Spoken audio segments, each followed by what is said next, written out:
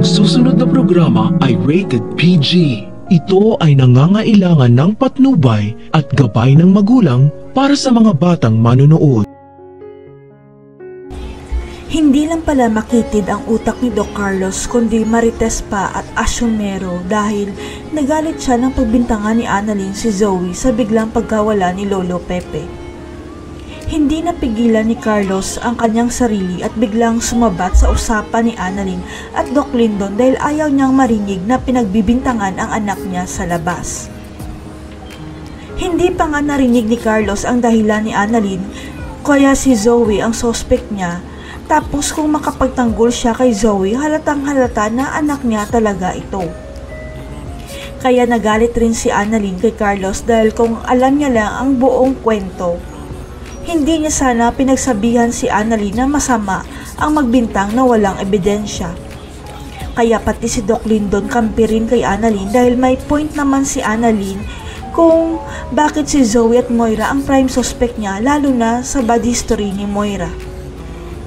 Hindi makapagsalita si Carlos dahil sa isip niya tama si Annalyn at mali siya dahil nagawa nga ni Moira itulak si Doc RJ ang pagkidnap pa kaya kay Lolo Pepe. Pero ang ipinagtataka lang ni Annalyn kung ano ang dahilan ni Moira at Zoe sa pagtago nila kay Lolo Pepe at yun rin ang ipinagtataka ni Doc RJ at Giselle. Kahit hindi naging mabuting ama si Carlos kay Zoe, concern pa rin ito sa anak niya.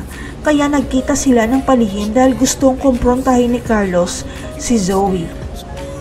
Tinanong ni Carlos si Zoe kung may kinalaman ba siya sa pagkawala ni Lolo Pepe dahil siya ang pinagbibintangan ni Annalyn at iba pa dahil sa history ng nanay niya.